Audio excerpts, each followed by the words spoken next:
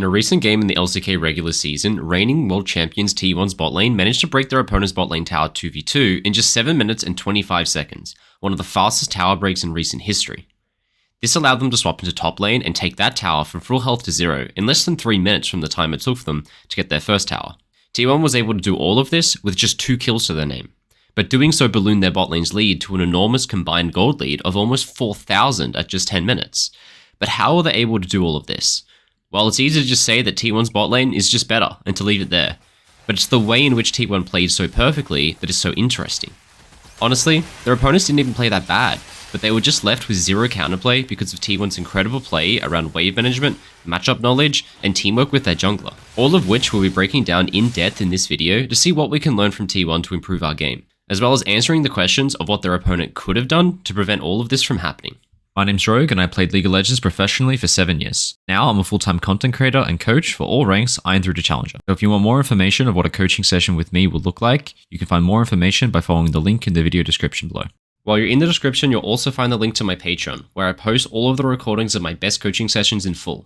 With collections sorted by role and rank, including sessions where I've coached for professional level teams, you can get a glimpse into what pro level League of Legends look like from the inside. No matter what you're looking for, you'll easily be able to find something that's going to help you improve, no matter your rank.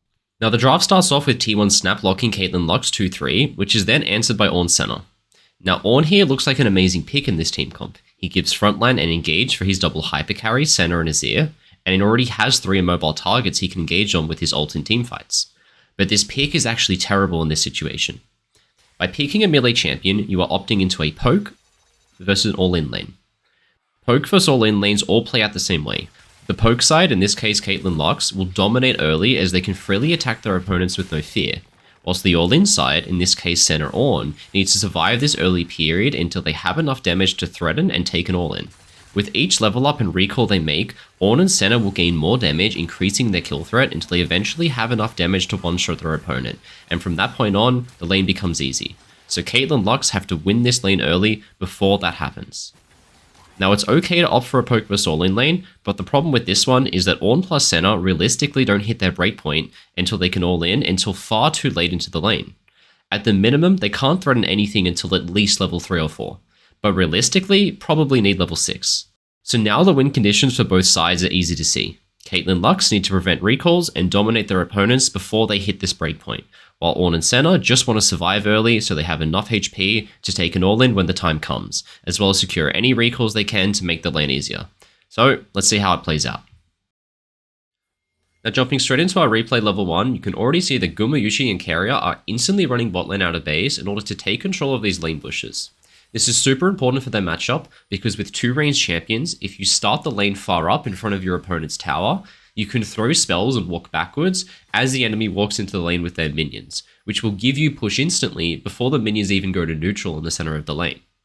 Now gaining push this early in such a dominant fashion actually means that you don't have to hit minions too much to rush for level 2, which is a good thing because it allows you to slow down how fast you push the wave and guarantee a 3-wave crash. Now this 3-wave crash is T1's entire strategy for the early game, and you'll see in a moment that Owner's jungle pathing completely coincides to be here for this 3-wave crash. So this game, what Owner does is he starts on his Raptors, passes into his red buff, into his golems, and arrives bot lane at the exact moment that that 3rd wave is crashing into the tower. He does this in order to protect his bot lane on this 3rd wave to allow them to stay isolated in this matchup. As we talked about earlier, this poke versus all-in matchup needs to be won before the Senna Ornn can hit their breakpoint, which is about level 3 to 4 where they can feasibly threaten an all-in. By crashing this 3rd wave at a point where the red team bot lane is only level 1 or 2, we can be positioned far up in the lane in front of the enemy's tower where we're likely to get ganked or all-in, but at a point early enough in the lane where red team doesn't yet have kill threat. So you're going to see this start. We throw those spells as they walk into lane, and already T1 has push. So they're going to completely zone off their opponents, but note that they're not hitting minions anymore. That would just speed up push, which is unnecessary.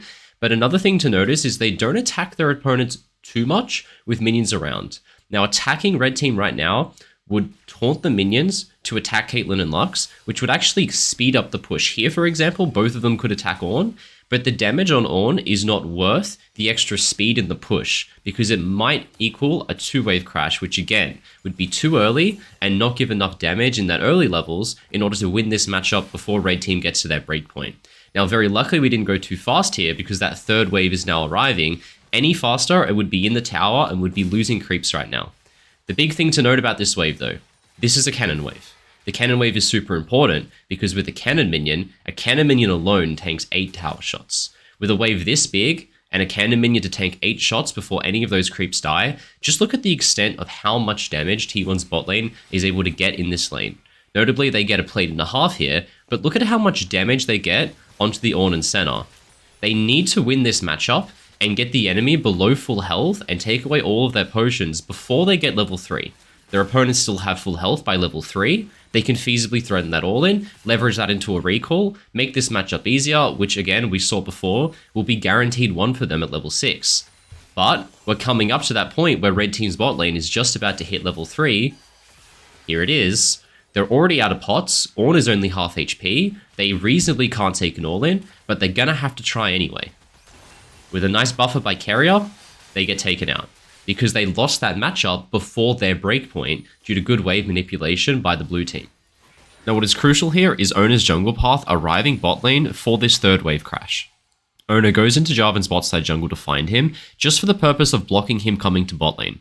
Even if all that Jarvan does is walk bot side over a ward, which forces T1 to back off, that alone will conserve Ornn and Senna's HP and allow them to clear this wave onto tower for free. But Oner keeps Jarvan distracted and allows his bot lane to dominate during this 3rd wave crash. Jungle pathing like this isn't just restricted to pro matches though.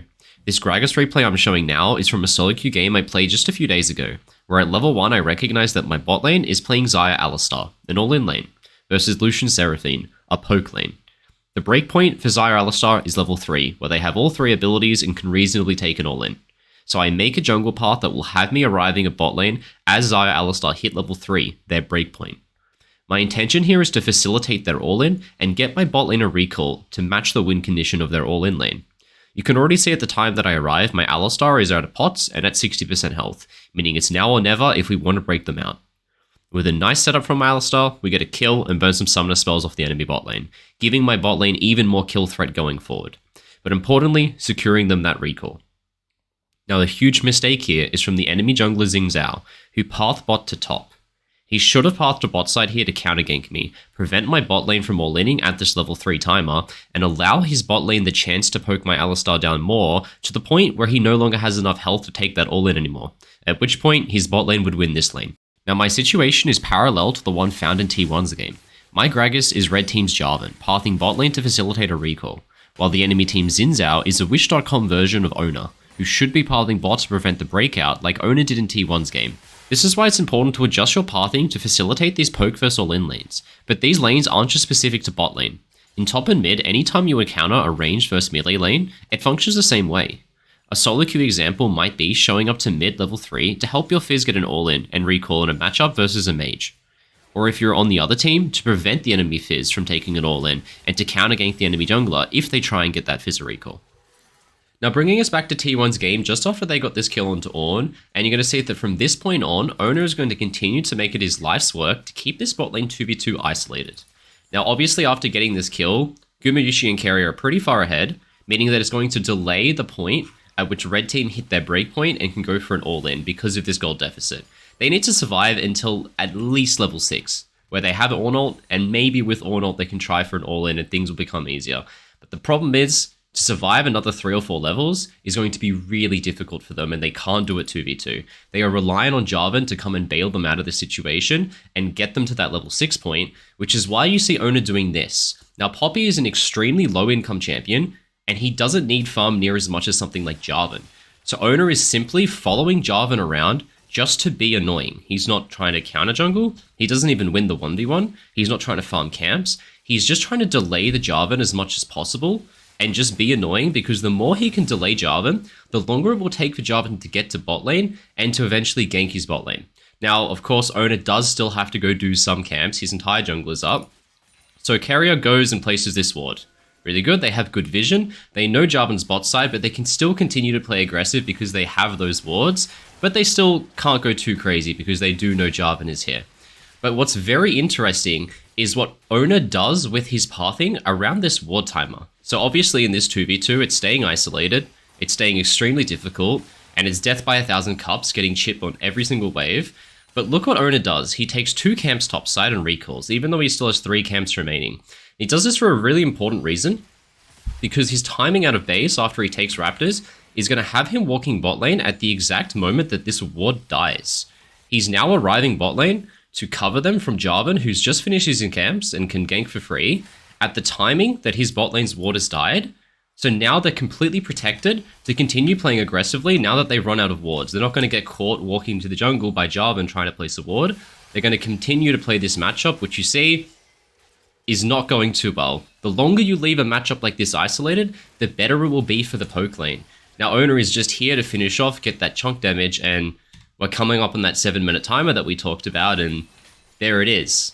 They never got their breakout. They lost their tower before the point where they started to win this matchup because it stayed isolated in a 2v2. Owner never even had to gank. After bot tower falls, it's the beginning of the end. T1's bot lane is just too far ahead. T1 then swaps their bot lane into top to get that tower as well. Now they choose top lane instead of mid because Aatrox has far less wave clear than Azir, but in a similar situation against a melee mid laner, they might go there instead. But regardless of where they go, it's just a matter of time before they take home the game. So now the question is, what could Red Team have done to stop all this from happening?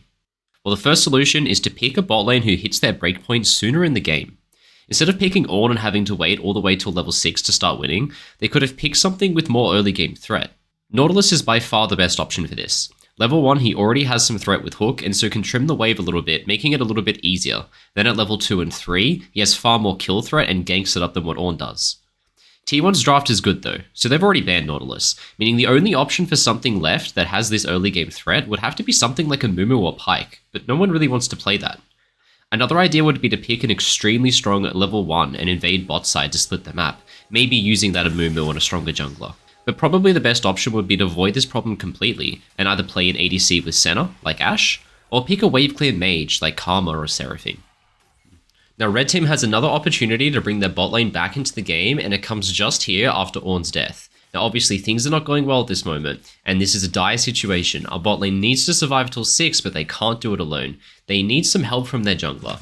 But check out the opportunity that Jarvan has here. Now we all remember that Owner went into Jarvan's top jungle to annoy him a bit on his Raptors and delay his path into bot lane, which is good, well played by Owner, but you have to remember Owner still needs to farm. He hasn't touched his jungle camps and there's 5 camps sitting there, so he has to go farm now. Jarvan though is coming fresh off base, he has fresh items, and his bot lane is also fresh off base since Ornn just died and Senna just recalled. Now as we got to remember, the longer you leave a poke versus all-in lane unattended, the more the poke lane will start winning. If you leave this unattended for more than 2 or 3 waves, Ornn and Senna won't have enough health to all in ever again, and the matchup will be lost. The best chance we have is to all in quickly off base every single time we get back here. And for right now, our Jarvan is here, our bot lane has full health, we should give it a try. Of course, Owner could be here. We don't know with 100% certainty, but we have to take these kind of risks because we can't afford not to. The best thing we could do would be use Ornn's pink ward in this bush and bring Jarvan for a gank. Importantly as well, this would be on the timing of a cannon wave, which we know again is super important. On cannon waves, you can get a lot more tower damage, so even if the gank is not successful, just letting your bot lane clear that cannon wave reduces the poke they take onto tower and the tower damage that they take, because if you just check, by the time this cannon wave is passed, there is no more all-in opportunity in this bot lane. Ornn is finally poked out too much, the tower is getting too low, and the window has closed. Poppy's here. It can't be done anymore. SKT showed a masterclass of understanding for how poke vs all-in matchups work. They picked a low-income jungler who could skip their camps in order to keep this matchup isolated and win before their opponents could ever hit their breakpoint. Now all of these lessons are things that you can use in your own games to better plan your jungle pathing and more easily envision how these long vs short range matchups will play out. My name's Rogue. If you enjoyed the video, leave a like, subscribe, and drop a comment if you want to help out with the algorithm. Thanks for watching. I'll see you in the next one.